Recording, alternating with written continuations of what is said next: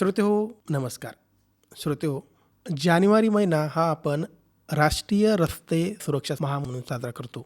श्रोतेहो, दरवर्षी नागरिकांमध्ये रस्ता सुरक्षा उपायांना प्रोत्साहन देण्यासाठी आणि रस्ते अपघात टाळण्यासाठी तसंच वाहतूक नियमाबद्दल शिक्षित करण्यासाठी आपण हा माह साजरा करतो. तर त्या निमित्तानं आज आपण आजच्या कार्यक्रमात आमंत्रित केलं आहे धाराशिव येथील उपप्रादेशिक परिवहन अधिकारी हर्षल डाके सर यांना. श्रोतेहो, आज आपण त्यांच्याकडून रस्ता सुरक्षा अभियान आहे आणि त्याबद्दल नागरिकांनी काय काळजी घ्यावी, वाहन चालकांनी काय काळजी घ्यावी, त्याबद्दल माहिती जाणून घेण्यासाठी आज आपण आमंत्रित केलं आहे. सर नमस्कार, आजच्या कार्यक्रमात आपलं स्वागत. नमस्कार. सर, सुरुवातीला सांगाल की आपण हा जानेवारी महिना हा रस्ता सुरक्षा अभियान म्हणून साजरा करतो, तर यामागचा शासनाचा आणि प्रादेशिक परिवहन विभागाचा उद्देश काय आहे? रस्ता सुरक्षा अभियान जे आपण साजरा करतो त्याचा मुख्य जो उद्देश आहे तो केवळ दंड लावणे हा नाही आहे. अपघातामुळे होणाऱ्या लोकांचं जे मृत्यूचं प्रमाण आहे ते कमी करणे, त्या लोकांचा जीव वाचवणं. कसं आहे, अपघात हे नशिबानं किंवा कुठल्या गोष्टीमुळे होत नाहीत. बहुतांश वेळा हे अपघात हे जे होतात ते वाहन चालकाच्या निष्काळजीपणामुळे होतात, त्यांच्या चुकीमुळे होतात.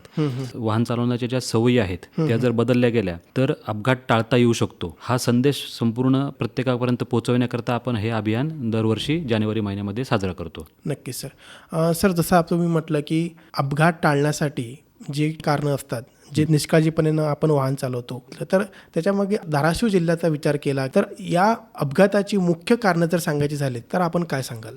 संपूर्ण राज्यभराची जर अपघातांची आकडेवारीचं आपण विश्लेषण केलं तर धाराशिव जिल्ह्यामध्ये टक्केवारी जी आहे अपघातामध्ये मृत्युमुखी पडणाऱ्यांची ही सर्वाधिक आहे. तर जेव्हा आपण त्याचं ॲनालिसिस केलं किंवा त्याच्या मागच्या कारणांचा विचार केला तर त्याच्यामागे फार असं काही मेजर कारणं नाहीत, पण साधी कारणं आहेत. जसं की अपघात घडल्यानंतर दुचाकीस्वार असेल तर त्याने हेल्मेट न वापरणं, हेल्मेट न वापरल्यामुळं अपघातामध्ये जीव जाण्याचं जे प्रमाण आहे ते खूप मोठ्या प्रमाणात आहे. त्याचबरोबर कार आहेत, कारला वाहन चालकांनी सीट बेल्ट न लावणं हे देखील अपघातामध्ये मृत्युमुखी पडण्याचं कारण आहे. अपघात होण्यामागचं कारण म्हणजे जी शासनानं जी वाहनांना वेगमर्यादा घालून दिलेली आहे त्या वेगमर्यादेचं पालन न करणं, वाहन चालवताना मोबाईलसारख्या डिव्हायसेसचा वापर करणं, त्याचबरोबर काही अपघातांची कारणं म्हणजे दारू पिऊन वाहन चालवणं असेल किंवा वाहनाची स्थिती जी आहे ती सुयोग्य न ठेवता वाहन रस्त्यावरती आणणं, याच्यावरती आपण या अभियानामध्ये लोकांचं जनजागृती करून कमी करण्याचं काम करत आहोत. नक्कीच सर. सर, जसं तुम्ही सांगितलं हेल्मेट वापरणं, चारचाकी वाहनामध्ये सीट बेल्ट न लावणं, हे खूप साधी गोष्ट आहे, परंतु वाहन चालक याच्याकडे दुर्लक्ष करतात. तर ही जी उदासीनता आहे हे कमी करण्याची महत्त्वाची नागरिकांची गरज आहे.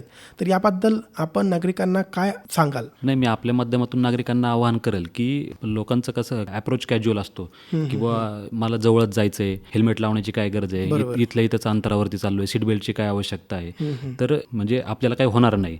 पण अपघात हा काही कधी कुणाला सांगून येत नाही आणि हेल्मेट वापरणं हा काही फक्त नियम नाही आहे, तर ते डोक्याचं संरक्षण आहे. त्याचबरोबर सीट बेल्ट हा काही अडथळा नाही, तर ती एक जीवनाची सुरक्षा आहे.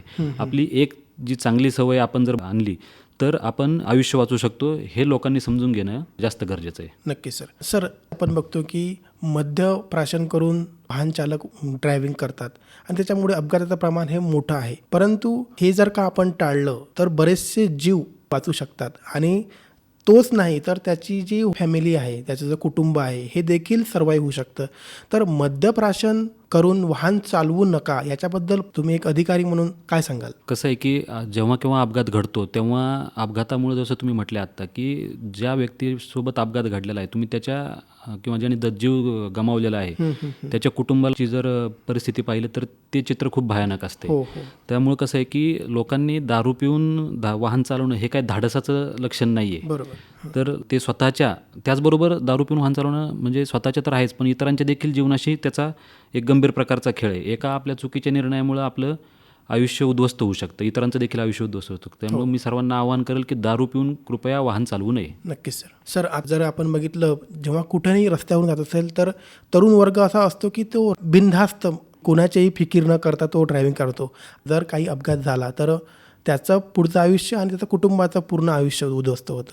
तर अशा तरुण वर्गाला खास करून आपलं काय आव्हान असेल? तरुण वर्ग हा आपल्या देशाचं भविष्य आहे आणि तरुणाची साधारणपणे एक समजूत असते की वेग दाखवणं म्हणजे तरुणाला शौर्याचं प्रतीक वाटतं स्वतःला. तर वेग दाखवणं ही काही शौर्याची निशाणी नाही, तर स्वतःवर नियंत्रण ठेवणं हे खरं शौर्य आहे. नक्कीच. तर आज वेगावर नियंत्रण ठेवलं तर उद्या स्वप्नांवर नियंत्रण राहील.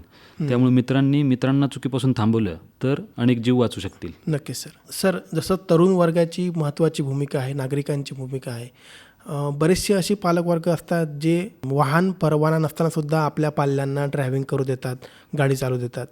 तर अशा पालकांना किंवा मग रस्ता सुरक्षा सप्ताह साजरा करत असताना पालकांची महत्त्वाची भूमिका आपण काय व्यक्त कराल? प्रत्येक जे पाल्य आहे त्याचा पहिला जो शिक्षक कोणी असतो तर त्याचे पालक असतात, आई वडील हे त्याचे पहिले शिक्षक असतात.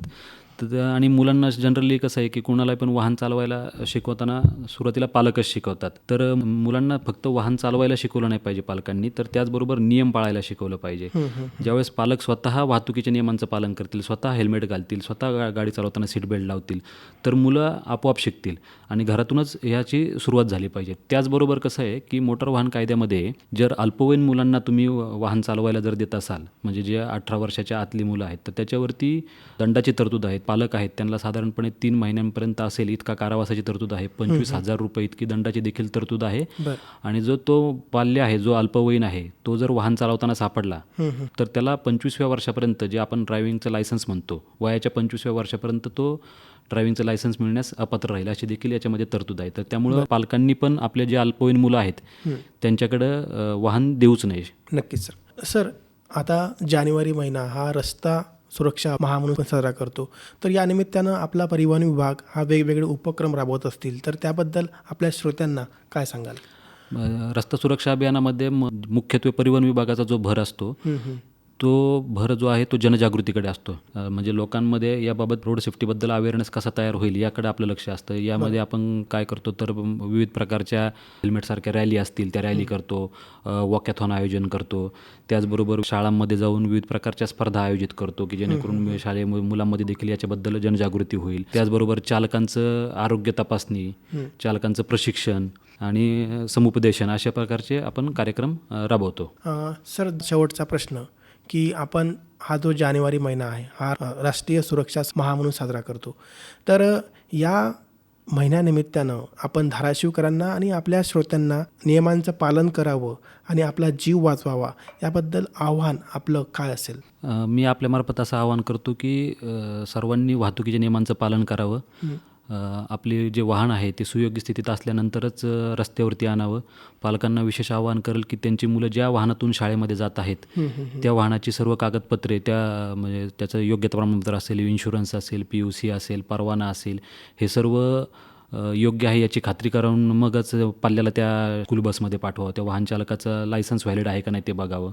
आणि त्याचबरोबर त्या वाहनाची कंडिशन जी आपल्या डोळ्यानुसार कळते की योग्य आहे की नाही हे याची देखील तपासणी केली पाहिजे.